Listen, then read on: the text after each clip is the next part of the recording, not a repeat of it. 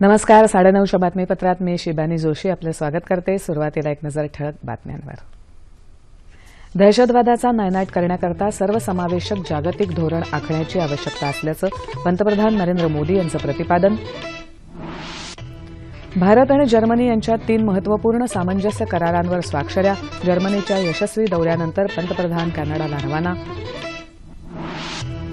गडचिरोली जिल्ह्यात पोलिसांनी केलेल्या कारवाई अंतर्गत 3 नक्षलवाद्यांना अटक.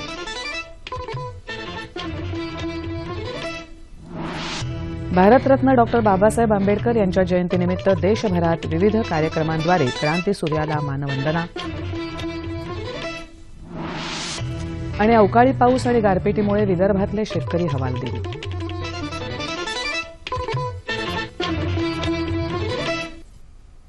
नमस्कार. आणि आता सविस्तर वृत्त. दहशतवादाची नवनवीन रूपं रोज आपल्या समोर येत आहेत. हा दहशतवाद समूळ उखडून टाकण्याकरता आंतरराष्ट्रीय स्तरावर एकात्मिक धोरण आखण्याची आणि ते कठोरपणे अंमलात आणण्याची गरज असल्याचं आग्रही प्रतिपादन पंतप्रधान नरेंद्र मोदी यांनी आज जर्मनीत केलं. आपल्या दौऱ्याची सांगता करण्यापूर्वी जर्मनीच्या चॅन्सलर अँजेला मर्केल यांच्याबरोबर घेतलेल्या संयुक्त पत्रकार परिषदेत ते बोलत होते. दहशतवादाला थारा आणि प्रोत्साहन देणाऱ्या देशांवर आपण दबाव टाकला पाहिजे असंही ते म्हणाले. भारत आणि जर्मनी या दोन्ही देशांना संयुक्त राष्ट्रसंघाच्या सुरक्षा परिषदेत स्थायी सदस्यत्व मिळायला हवं असंही त्यांनी सांगितलं. सध्या भारतात गुंतवणूक करण्यासाठी अत्यंत अनुकूल वातावरण असल्याचं सांगून पंतप्रधान म्हणाले की जर्मनीच्या उद्योजकांनी कोणतंही भय न बाळगता भारतात गुंतवणूक करावी. भारताची अर्थव्यवस्था झपाट्यानं सुधारत असून आमच्याकडे कुशल कामगारांचीही उणीव नाही. सागरी, सायबर आणि अंतर्गत सुरक्षा अधिक बळकट करण्यासाठी दोन्ही देशांनी कसोशीचे प्रयत्न करावेत असंही ते म्हणाले. वैश्विक अर्थव्यवस्था सुधारण्यासाठी युरोपात स्थिर आणि सुरक्षित वातावरण असणं आवश्यक असल्याचं त्यांनी सांगितलं. दोन्ही देशांमधले संबंध अधिक दृढ करण्याच्या दृष्टीनं हा दौरा यशस्वी झाल्याचंही ते म्हणाले. पंतप्रधानांच्या या जर्मनीच्या दौऱ्यात 3 महत्त्वाच्या सामंजस्य करारांवरही स्वाक्षऱ्या झाल्या. जर्मनीत हॅनोव्हर इथे झालेल्या उद्योग व्यापारी मेळाव्याला मुख्यमंत्री देवेंद्र फडणवीस उपस्थित होते. यावेळी राज्यातल्या सर्व आयटीआय संस्थेतल्या विद्यार्थ्यांना बॉश ही कंपनी प्रशिक्षण देणार असल्याचं आश्वासन कंपनीकडून देण्यात आलं. त्याचबरोबर उद्योगात अभियांत्रिकी क्षेत्रातल्या प्रशिक्षित तरुणांना रोजगार देण्याचंही कंपनीनं मान्य केलंय. रोबोटिक्स कौशल्य प्रशिक्षणासाठीही कंपनी पुढाकार घेणार असल्याचं राज्य सरकारच्या प्रसिद्धीपत्रकात म्हटलं आहे. छत्तीसगडमध्ये सुरू असलेल्या नक्षलवादी कारवायांच्या पार्श्वभूमीवर गडचिरोली जिल्ह्यातल्या नक्षलविरोधी मोहिमेत पोलिसांनी आज 3 नक्षलवाद्यांना अटक केली. महाराष्ट्र आणि छत्तीसगडच्या सीमावर्ती भागातल्या मालेवाडा, पोस्ट पार्टी आणि वडसा इथल्या जवानांनी संयुक्तपणे धानोरा या नक्षलग्रस्त भागात शोध मोहीम राबवली. या कारवाईदरम्यान कालिदास दुग्गा, राधा हिडामी आणि कृष्णा हिडामी यांना अटक करण्यात आली. या अटकसत्रामुळे गडचिरोली भागातल्या नक्षलवादी कृत्यांना हादरा बसण्याची शक्यता असून या भागात पोलिसांचा कडक बंदोबस्त तैनात करण्यात आला आहे. गडचिरोलीचे जिल्हा पोलीस अधीक्षक संदीप पाटील यांनी या मोहिमेविषयी अधिक माहिती दिली.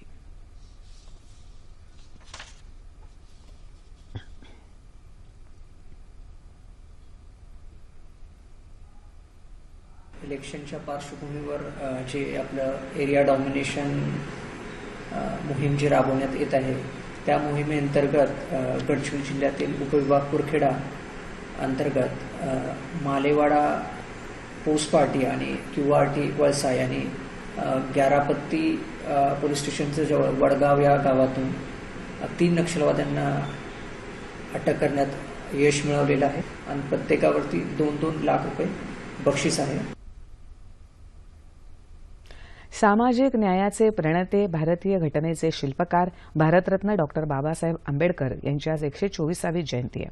त्यानिमित्त प्रज्ञा सूर्य डॉ. बाबासाहेबांना विनम्र अभिवादन.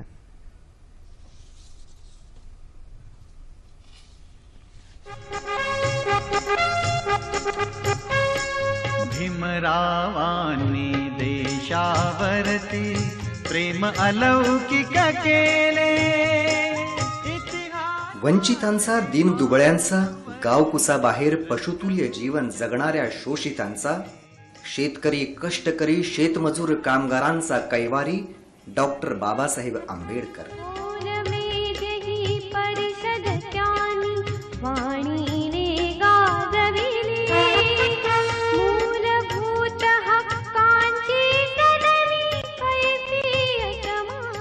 दास्य आणि गुलामगिरीत वर्षानुवर्ष खितपत पडलेल्या स्त्रियांना व्यवस्थेच्या जोखडातून मुक्त करून समतेचा सन्मार्ग दाखवणारे युगंधर युग प्रवर्तक क्रांतीसूर्य डॉक्टर बाबासाहेब आंबेडकर. माणसाला माणूसपण बहाल करण्यासाठी बुद्धी आणि लेखणीच्या बळावर प्रस्थापित व्यवस्थेवर आसूड ओढणारे सामाजिक क्रांतीचे उद्गाते डॉक्टर बाबासाहेब आंबेडकर.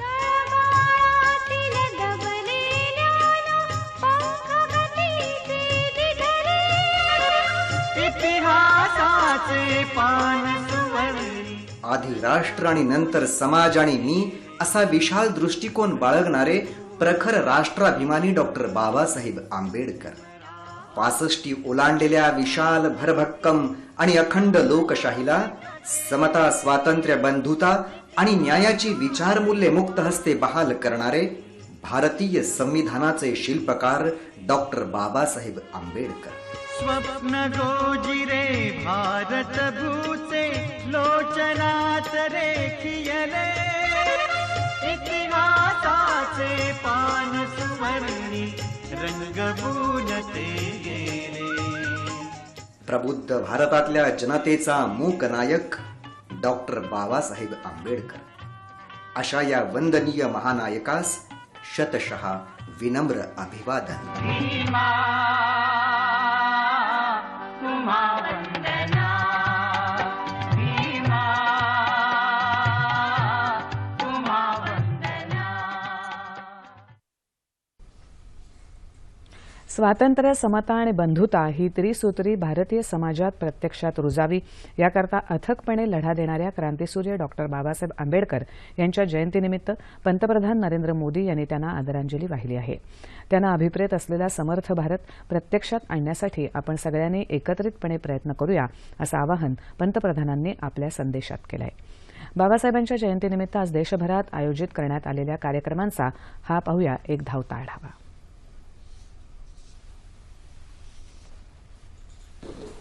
संस्थापना डॉक्टर बाबासाहेब आंबेडकर, राष्ट्रपती प्रणव मुखर्जी, उपराष्ट्रपती हामिद अन्सारी, गृहमंत्री राजनाथ सिंह तसंच संसदीय कार्यमंत्री व्यंकय्या नायडू आणि माजी पंतप्रधान मनमोहन सिंग यांनी पुष्पांजली अर्पण करून अभिवादन केलं.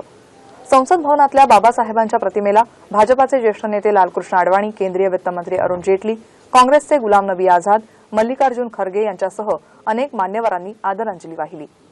मुंबईत विधान भवनातल्या बाबासाहेब आंबेडकरांच्या पुतळ्याला विधानसभा अध्यक्ष हरिभाऊ बागडे यांनी पुष्पहार अर्पण करून आदरांजली वाहिली. मंत्रालयात शिक्षण मंत्री विनोद तावडे यांनी बाबासाहेबांच्या प्रतिमेला पुष्पहार अर्पण करून आदरांजली वाहिली. दादरमधल्या चैत्यभूमी इथं राज्यपाल चे विद्यासागर राव यांनी आंबेडकरांच्या स्मृतीस्थळाला अभिवादन केलं. खासदार रामदास आठवले, राहुल शेवाळे, महापौर स्नेहल आंबेकर यांनीही चैत्यभूमी इथं बाबासाहेबांच्या पुतळ्याला पुष्पांजली अर्पण करून आदरांजली वाहिली. मुंबई दूरदर्शनमध्येही मुंबई दूरदर्शनचे अतिरिक्त महासंचालक मुकेश शर्मा यांनी आंबेडकरांच्या प्रतिमेला पुष्पहार अर्पण करून अभिवादन केलं. मुंबई दूरदर्शनच्या वृत्त विभागातही बाबासाहेबांना भावपूर्ण अभिवादन करण्यात आलं. यावेळी वृत्त विभागाचे संचालक सुदर्शन पंतोडे यांच्यासह कर्मचाऱ्यांची उपस्थिती होती. नागपुरात संविधान चौकात तसंच दीक्षाभूमी इथंही बाबासाहेबांना अभिवादन करण्यासाठी अनुयायांनी मोठी गर्दी केली होती. यावेळी ऊर्जा मंत्री चंद्रशेखर बावनकुळे यांच्यासह स्थानिक आमदार उपस्थित होते. पुणे स्थानकाजवळील बाबासाहेबांच्या पुतळ्याला पुष्पहार अर्पण करून आदरांजली वाहण्यात आली. तसंच सिम्बायोसिस संस्थेत राष्ट्रवादी काँग्रेसचे अध्यक्ष शरद पवार यांच्या उपस्थितीत आंबेडकर स्मारक आणि संग्रहालयाचा कोनशिला समारंभ संपन्न झाला. औरंगाबादमध्ये भडकल गेट इथं सर्व स्तरातल्या लोकांनी एकत्र येऊन आंबेडकर जयंती साजरी केली. समता सैनिक दलाच्या वतीनं यावेळी बाबासाहेबांना मानवंदना देण्यात आली. धुळ्यात बाबासाहेबांच्या पुतळ्याला पुष्पहार अर्पण करून आदरांजली वाहण्यात आली. या निमित्तानं रक्तदान शिबिराचं आयोजनही करण्यात आलं होतं. सातारा जिल्ह्यातल्या विविध क्षेत्रातल्या मान्यवरांनी बाबासाहेबांना आदरांजली वाहिली. वाशिम जिल्ह्यात आंबेडकर जयंतीनिमित्त रॅलीचं आयोजन करण्यात आलं होतं. अहमदनगर जिल्ह्यात गावागावांमध्ये आंबेडकर जयंतीचं औचित्य साधत विविध प्रबोधनपर कार्यक्रमांचं आयोजन करण्यात आलं. यवतमाळ जिल्ह्यातही डॉक्टर बाबासाहेब आंबेडकर यांना हजारो बांधवांनी पुष्पमाला अर्पण करून अभिवादन केलं. लातूरमध्ये डॉक्टर बाबासाहेब आंबेडकरांना राष्ट्रीय स्वयंसेवक संघाच्या स्वयंसेवकांनी घोष पथकाची मानवंदना दिली. तसंच आंबेडकर पार्कवर आंबेडकर जयंती महोत्सव समितीच्या वतीनं कार्यक्रमांचं आयोजन करण्यात आलं होतं. गडचिरोली जिल्ह्यातही मोठ्या आनंदानं आणि उत्साहात आंबेडकर जयंती साजरी करण्यात आली. जिल्ह्यात संपूर्ण सप्ताहात आंबेडकर जयंतीनिमित्त विविध कार्यक्रमांचं आयोजन करण्यात आलं होतं. आकाशवाणीच्या मुंबई केंद्रात बाबासाहेबांच्या जयंतीनिमित्त आकाशवाणीचे अपर महासंचालक MS थॉमस, सुधीर सोधिया यांच्यासह अनेक मान्यवरांनी बाबासाहेबांच्या कार्यकर्तृत्वाला उजाळा दिला. सिंधुदुर्ग जिल्ह्यात आंबेडकर जयंतीनिमित्त रॅली काढण्यात आली. तसंच विविध सांस्कृतिक कार्यक्रमांचं आयोजनही करण्यात आलं होतं. सोलापूर जिल्ह्यात सांगोला इथं बाबासाहेबांच्या पुतळ्यावर हेलिकॉप्टरनं पुष्पवृष्टी करण्यात आली. उस्मानाबादमध्ये आंबेडकर जयंतीनिमित्त आयोजित करण्यात आलेल्या सामाजिक न्याय सप्ताहाची आज सांगता झाली. यावेळी मुस्लिम बांधवांनी रक्तदान केलं. परभणी जिल्ह्यातही आंबेडकर जयंतीनिमित्त विविध कार्यक्रमांचं आयोजन करण्यात आलं होतं. कोल्हापूर जिल्ह्यात बिंदू चौकात राष्ट्रीय छात्र सेनेच्या पथकानं बाबासाहेब आंबेडकरांना मानवंदना दिली. भारतरत्न डॉक्टर बाबासाहेब आंबेडकरांच्या जयंतीनिमित्त आंबेडकरी विचारांच्या आजच्या काळातल्या महत्त्वाविषयी चर्चा करण्यासाठी सामाजिक कार्यकर्ते सुरेश सावंत आज आपल्या स्टुडिओमध्ये आलेले आहेत. नमस्कार. 9:30च्या बातम्यांमध्ये आपलं स्वागत. आंबेडकरी विचार असं आपण डोळ्यासमोर आणलं की त्यांनी समतेचा विचार हा काही फक्त दलितांसाठी नाही तर कामगार असतील, महिला असतील, समाजात असलेल्या तळागाळातल्या सगळ्या वंचित वर्गासाठी केलेला होता. त्यांनी जो सामाजिक न्यायाची एक विचार प्रणाली मांडलेली होती तिचं महत्त्व तुम्ही कसं काय सांगू शकता? एक सुरुवातीला मला असं एक सांगायला हवं की डॉक्टर बाबासाहेब आंबेडकर हे फक्त दलितांचे कैवारी किंवा दलितांच्या उद्धारासाठीच त्यांनी काहीतरी काम केलं असं नाहीये. खरं म्हणजे आम्हाला शाळेमध्ये एक धडा होता आणि सरकारनंच तो घातला होता की दलितांचे कैवारी डॉक्टर बाबासाहेब आंबेडकर.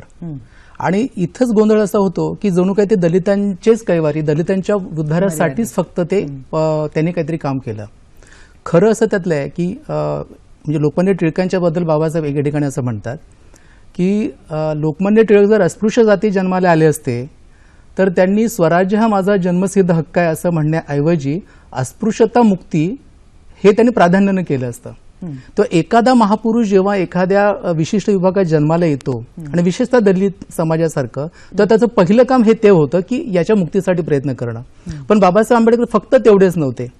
त्यांनी शेतीबद्दल ते काहीतरी म्हणाले, अर्थशास्त्राच्या तर अनेक अंगांच्या बद्दल ते बोलतात. अर्थशास्त्र हा त्यांचा मुख्य विषय आहे. त्यातला स्त्रियांच्या करता, श्रमिकांच्या करता, पाण्याच्या प्रश्नावरती, काश्मीरच्या प्रश्नामध्ये परराष्ट्र धोरण कसं असावं असं जीवनाच्या किंवा देशाच्या विविध अंगांच्या विषयी बाबासाहेब काहीतरी म्हणतात. या अर्थानं ते मानवाच्या मुक्तिगाथेतील महापुरुष आहेत.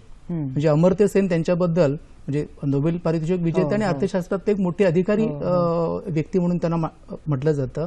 ते म्हणतात की अर्थशास्त्रातले माझे पिता आहेत डॉक्टर बाबासाहेब आंबेडकर. तेव्हा हे त्यांचं जे मानवाच्या मुक्तिगाथेतील महामानवपण जे आहे ते समाजा पुढे येणं हे सर्वसाधारण समाजानेही करायला हवंय, राज्यकर्त्यांनी आणि बाबासाहेबांची अनुयायी म्हणवणाऱ्यांनी ही गोष्ट करणं खूप गरजेचं आहे.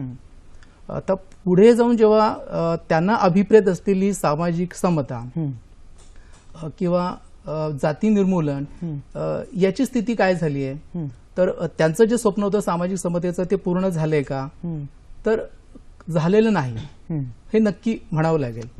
पण त्याची दिशा मात्र ही खूप पुढे झाली आहे. पण ही दिशा आज रोखायचं काम आपल्याकडे एका बाजूला राजकारण करतंय आणि दुसरीकडे समाजाची मानसिकता.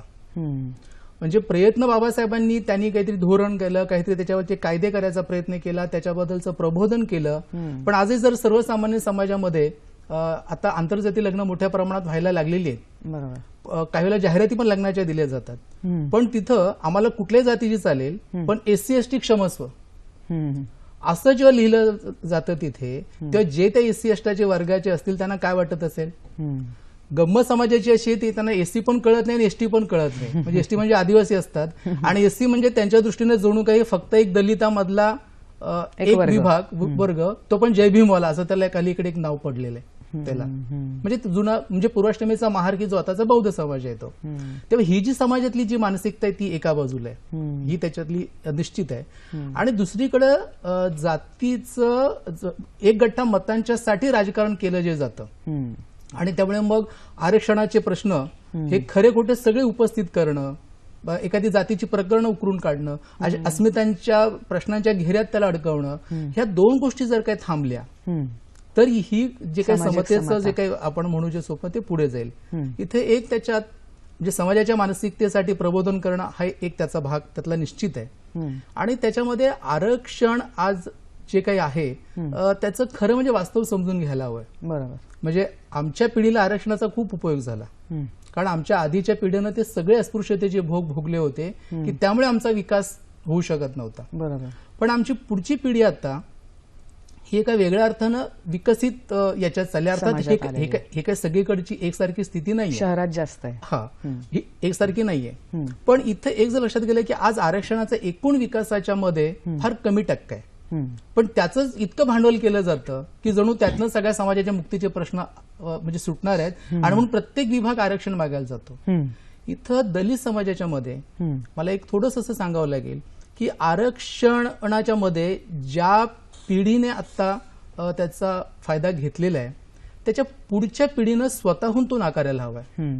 याचा अर्थ ती जागा खुली करा असं नाही म्हणत. एससी साठी असलेली जागा ही एससी साठीच राहील, पण जे प्राध्यापक वकील आहेत असे जे दलित समाजातले पुढे गेलेत त्यांनी स्वतः जर त्याचा क्लेम जर नाकारला तर एक चांगला संदेश जाऊ शकेल आणि अंतर्गत सामाजिक न्याय होईल आणि एका उपयोगी मुलाला ते मिळू शकेल निश्चित. आणि असे करणारे लोक आज आहेत, माझ्या मित्रमंडळीत असे दिसत आहेत की ते या रीतीने आज जात आणि यातूनच एक सामाजिक समता साधतच असते.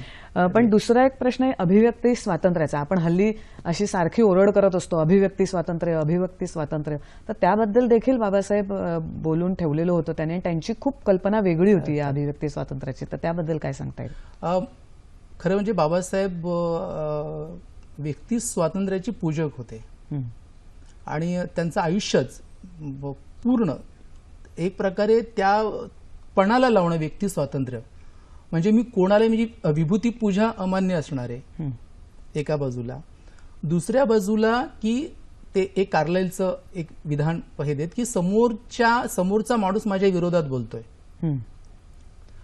पण म्हणून त्याला जर कोणी रोखत असेल तर त्याला माझा विरोध आहे. तो जो रोखतो त्याला माझा विरोध आहे, कारण त्याला त्याचं म्हणणं पूर्ण मांडण्याचा अधिकार आहे. आणि हे जे विचार स्वातंत्र्याचं त्यांची जी काही भूमिका होती आणि आज ती विशेष करून फार प्रकर्षाने पुढे येते. खरं म्हणजे गांधीजींना बाबासाहेबांचा तीव्र विरोध होता, पण हे त्यांचे सगळे मतभेद अगदी त्यांच्या जाती निर्मूलन पुस्तकातही समाविष्ट आहेत.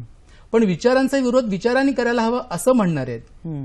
आणि नथुरामने मात्र गांधीजींचा खून केला कारण त्यांना ते विचार स्वातंत्र्यच नको आहे. तेव्हा आपल्याला अमान्य असणारे विचार जी व्यक्ती व्यक्त करते पाहिजेत त्याचा खून करणं, त्याच्यावरती हल्ला करणं, ही जी नथुराम प्रवृत्ती ज्याला आम्ही पानसरे किंवा दाभोळकरांचा बघतोय, म्हणजे दाभोळकरांची हत्या होणं ही काही त्यांच्या व्यक्तिगत हेव्या देव्यातली हत्या अर्थातच नाहीये. पानसरेंची जी त्यांना हत्या झाली आणि आज म्हणजे दाभोळकरांची हत्या होऊन 1.5 वर्ष झाली, तिथं 1.5 महिना व्हायला आला. आणि ह्या ज्या त्यांच्या हत्या झाल्यात ह्या विचार स्वातंत्र्याचा गळा घोटण्यासाठी केलेल्या हत्या आहेत. आणि म्हणून बाबासाहेबांचं हे विचार स्वातंत्र्याचं जे मूल्य आहे त्याच फार प्रकर्षानं समोर येत आहे. बरोबर आहे. म्हणजे आजच्या काळातही ते लागू आहे. ते विचार आपण आता सुद्धा जोपासण्याची गरज आहे. आपण आता हे बोलतोय आंबेडकरी विचार खूपसा समाजात रुजला. आत्ताचे तरुण सुद्धा आंबेडकरी चळवळीतले ते समाज हे करतात, पण संघटित नाही झाले. वेगवेगळे पक्ष दिसतात आपल्याला त्या एका ह्याच्यात सुद्धा. हे असं का झालं? मग विचार तर रुजले पण संघटन झालं नाही त्या प्रमाणात. एक त्याचं की म्हणजे बाबासाहेबांनी त्यांच्या आयुष्याच्या अखेरीला खरं म्हणजे 2 साधनं दिली. म्हणजे आता त्यांच्या समाजाला असं म्हणू, दलित समाजाला, आणि ती साधनं ही त्यांनी संबंध देशासाठी वापरायची होती.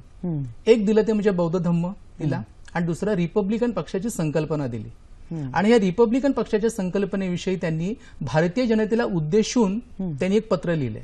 अच्छा. आणि त्याच्यात त्यांनी रिपब्लिकन पक्षाचा जो उद्देश त्यांनी जो त्याच्यात दिला तो उद्देश म्हणजे संविधानाचं प्रास्ताविक आहे. जे प्रियांबल ज्याच्यात ती सगळी मूल्य सांगितली हेच त्याचं प्रास्ताविक आहे. तो कुठल्या एका जातीचा कुठल्या धर्माचा असा पक्ष नाहीये. तो एक प्रबळ विरोधी पक्ष व्हावा आणि सगळ्या शोषित वंचितांना कवेत घेणार असा तो पक्ष हवा. प्रत्यक्ष बाबासाहेबांची ही जी संकल्पना आहे ती प्रत्यक्षात आलीच नाही.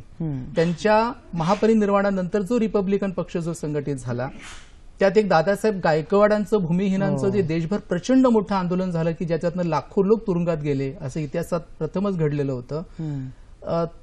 ते जर एक वळण जर काही सोडलं आणि पॅन्थरच्या काळात वैचारिक पातळीवरती व्यापक विचार एकूणच सर्वहारा वर्गाचा होत होता तो जर काही सोडला तर एकतर अध्यक्ष कोण होणार, नेतृत्व कोणाकडे राहील आणि अस्मितांचं राजकारण आणि प्रस्थापित पक्षांनी त्याचा वापर करून या समाजाला वापरणं अशात ते सगळं राजकारण जे त्याचं ते फसलं. त्यामुळे ते संघटित नाही त्याच्यातून झाले. जर बाहेर जर यायचं जर काय असेल तर खुल्या पत्रावर आधारित असं फक्त न म्हणता ते खुलं पत्र अक्षरशः समाजाला समजावून सांगत नव्यानं तो पक्ष उभा करण्याची गरज आहे आणि ती आताच्या नव्या पिढीने त्याचा काळाची विचार गरज आहे. करण्याची नवीन गरज आहे. तरुणांनी त्याची करण्याची आणि गरज आहे. दुसरं जो मी सांगितले जे साधन बौद्ध धम्माचं जे आहे हम्म. तो धम्म आणि धर्म याच्यात त्यांनी फरक केलेला आहे. त्यात पुनर्जन्म नाही, आत्मा नाही, तिथे ती एक दिशा आहे, परमेश्वराची मार्ग आहे. जागा नीतीने घेतलेली आहे, परमेश्वर तिथे नाहीये. हम्म. आणि असा जो एक मैत्री, करुणा, विनय असं सांगणारा जो काय धम्म आहे तो चळवळीचं एक साधन होईल, बरोबर. एक तो विचार होईल असा जो होता. खरं आंबेडकरांबद्दल आपल्याला इतकं बोलायचं आहे आणि वेळ कमी आहे, त्यामुळे मी जरा दुसऱ्या मुद्द्याकडे ओके, जाते. म्हणजे ठीक आहे. कामगार, महिला हा. आणि दलित तसंच त्यांचा अर्थशास्त्राचाही अभ्यास, या सगळ्यावर आपण एक थोडक्यात बोलूया. कामगारांबद्दलचे, महिलांबद्दलचे त्यांचे विचार त्या काळातले आत्ता सुद्धा लागू होणार आहेत आपल्या समाजाला. बाबासाहेब त्याच्याबद्दल सातत्याने मांडणी करतात. म्हणजे अर्थशास्त्र तर त्यांचा विषय सुरुवातीचाच होता. म्हणजे ते जे काही आले भारतात ते अर्थशास्त्रज्ञ म्हणून आणि त्यांचं पहिलं सगळं तेच होतं. प्रॉब्लेम रुपी वगैरे ह्या सगळ्यात मी त्याच्यात जात नाही. पण त्यांनी स्वतंत्र मजूर पक्ष जो काढला त्यातनं मजूर हा शब्दच आहे. बरोबर. आणि मग कामगारांच्यासाठी मजुरांचे जे लढे त्यात आता त्यांनी जेव्हा जेव्हा त्यांना जी काही संधी मिळाली त्यातनं कामगारांसाठी 8 तासांचा दिवस याच्यात त्यांचं योगदान आहे. महिलांच्या विषयी तर ते एकूण हिंदू समाजाची एक उतरण मानतात की सगळ्यात तळात शूद्र वरती, त्याच्यावरती आला वैश्य, त्याच्यानंतर मग क्षत्रिय आणि म्हणजे ब्राह्मण, आणि हे प्रत्येक थरामध्ये खाली स्त्री आणि वर पुरुष आहे. तर हे जे त्यांनी त्याचं वर्णन केलंय ते आजही लागू आहे. आणि या स्त्रियांच्या मुक्तीच्यासाठी ते अनेक म्हणजे त्यांनी पणाला लावलेलं एक प्रकार म्हणजे हिंदू कोड बिल. वास्तविक हिंदू कोड बिलामुळे जो फायदा होणार होता तो काही अस्पृश्य स्त्रियांना होणार नव्हता. त्यांच्या संपत्तीचा वारसा त्यांच्याकडे, म्हणजे संपत्ती तर असायला हवी होती. म्हणजे संपत्ती ज्यात आहे अशा सगळ्या हिंदू धर्मातल्या खरं म्हणजे वरच्या वर्गातल्या स्त्रियांचा त्याच्यात म्हणजे प्रामुख्याने फायदा होणार होता. आणि ते जे होत नाही असं म्हटल्यानंतर त्यांनी राजीनामा दिला त्याच्यावरती. आता हे जे हिंदू कोड बिलाबद्दल बाबासाहेबांनी जे काही केलं पुढे ते टप्प्याटप्प्यानं मंजूर झालं. नेहरूंनी पुढे तो प्रश्न लावून धरल्यानंतर हा एकूण हिंदू समाजातल्या स्त्रियांवरती बाबासाहेबांचे मोठे उपकार आहेत. स्त्रियांनी नवऱ्याला मित्र मानलं पाहिजे, दारू पिऊन आलेल्या नवऱ्याला आणि भावाला आत प्रवेश करू देऊ नका, अशा रीतीच्या जाणीवा जे समाजात बाबासाहेब रुजवतात त्या आजही लागू आहेत आणि ते अजून करण्याची गरज आहे. आपल्याकडे थोडी वेळेची मर्यादा आहे, पण जाता जाता शेवटचा महत्वाचा प्रश्न की आंबेडकरी विचार आजचा तरुण त्या विचारांकडे कसा पाहतोय आणि त्यांनी कसं पाहिलं पाहिजे. कारण आंबेडकरांचे विचार इतक्या काळात 60 वर्षापूर्वी जरी दिलेले असले तरी ते आत्ताही तितकेच आपल्या समाजाला लागू आहेत. फारसा काही समाजात फरक पडलेला नाही असंच आपल्याला म्हणायला लागेल. दुर्दैवानी खूप प्रगती होत असली तरी सुद्धा काही काही ठिकाणी मागे पण जातोय समाज आपला तितकाच. कारण आता हातात पैसा खुळखुळायला लागलेला आहे. सगळीच आपण म्हणतो ओपन असं एक सगळं जग झालेलं आहे, माहितीचं जग झालेलं आहे. त्यामुळे काही काही उगाचच अति विचार येऊन पण मागे चाललाय असं आपल्याला दिसायला लागतंय. तर आजचा तरुण आणि आंबेडकरी विचार, आजच्या तरुणांनी या विचारांचा कसा उपयोग करून घ्यायला पाहिजे असं वाटतं आपल्याला? आता याच्यामध्ये जो काही सर्वसाधारण जो काही तरुण आहे त्याच्याशी मी खूप बोलत नाही, कारण त्याची एकूण बाबासाहेबांबद्दलची समज, आरक्षण ह्या सगळ्यामुळे एक खरं म्हणजे प्रदूषित झालेली आहे त्याला. पण त्याच्यामध्ये जो शिकलेला वर्ग आहे, जो दलित नाहीये असाही त्याच्याकडे एका वेगळ्या रीतीने अभ्यास करतोय आहे. आणि खुद्द दलित समाजामध्ये अशा दुबळ्या विभागांमध्ये 2 तऱ्हेचे तरुण दिसतात. एका बाजूला विद्यापीठात शिक्षण घेणारा आणि संबंध भारतामधनच जे असे दुबळ्या विभागातनं विद्यार्थी येत आहेत त्यांना बाबासाहेब आपल्या एक आकांक्षांचं प्रतीक वाटतं आणि ते त्यांचं वाचन करतात, त्याच्याबद्दल खूप समजून घेतात आणि काहीतरी मांडायचा ते प्रयत्न करतात. हा एक. आणि दुसरीकडे वस्ती पातळीवरचा जो दलित तरुण आहे त्याला बाबासाहेब हे एक देव आणि त्यामुळे त्याची पूजा करणं, तर प्रचंड मोठ्या मिरवणुका काढणं, तर मोठे अगदी त्याला काय असेल ते डीजे लावणं आणि हे करणं अशाच रीतीने जायला पाहिजे असं त्याच्यात होतंय. म्हणजे आम्ही ज्या वस्तीमधनं पूर्वी आलो त्या वस्तीत जी आंदोलनं, म्हणजे एका बाजूला वैचारिक विद्रोहाची, प्रबोधनाची आंदोलनं आणि भौतिक प्रश्नांची आंदोलनं ही जी एकत्रित चालायची, आज असं वैचारिक आणि भौतिक प्रश्नांचं अशी कुठेतरी गाठ भरती असं त्यातलं होत नाही. त्यामुळे हा जो शिक्षित तरुण आहे आणि वस्तीतला तरुण ही गाठ होणं खूप महत्वाचं आहे आणि ती आता होत नाहीये.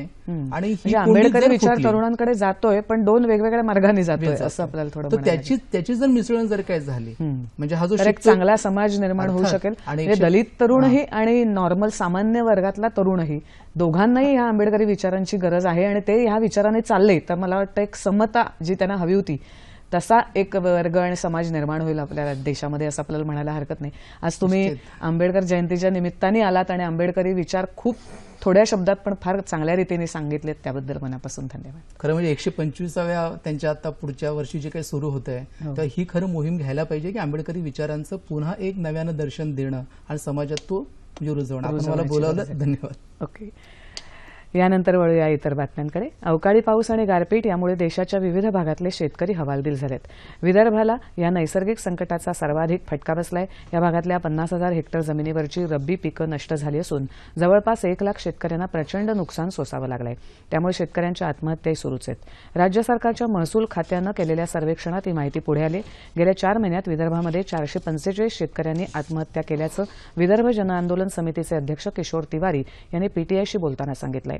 प्रचंड मानसिक दडपणाखाली असलेल्या शेतकऱ्यांना कर्जमाफी देऊन त्यांना अन्न सुरक्षा देणं अत्यंत आवश्यक असल्याचं ते म्हणाले.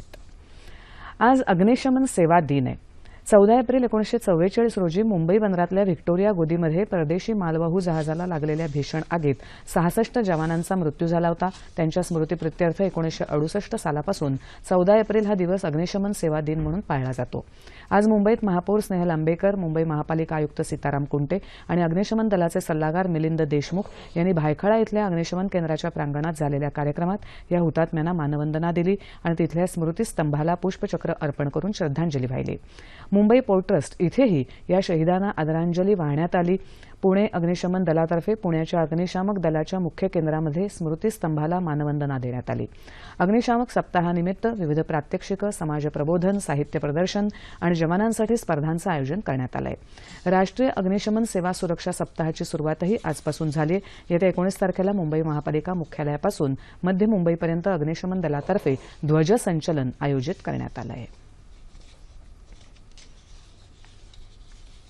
हवामान. गडचिरोली जिल्ह्यात आज अवकाळी पावसानं हजेरी लावली.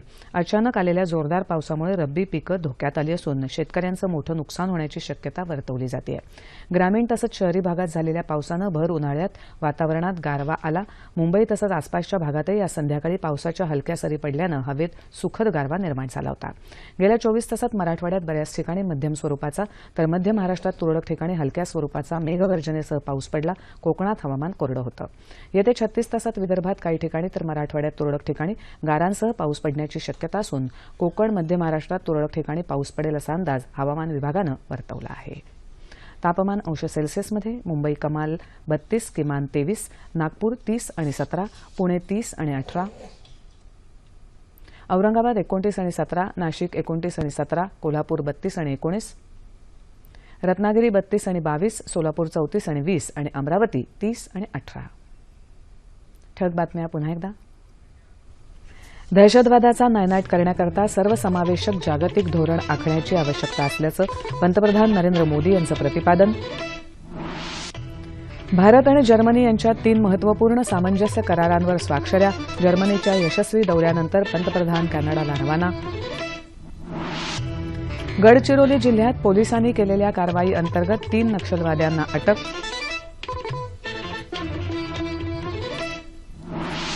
भारतरत्न डॉ. बाबासाहेब आंबेडकर यांच्या जयंतीनिमित्त देशभरात विविध कार्यक्रमांद्वारे क्रांतीसूर्याला मानवंदना. आणि अवकाळी पाऊस आणि गारपिटीमुळे विदर्भातले शेतकरी हवालदिल. याबरोबरच हे बातमीपत्र संपलं. पुन्हा भेटूया उद्या सकाळी 8:30 वाजता सह्याद्री वाहिनीवर. नमस्कार.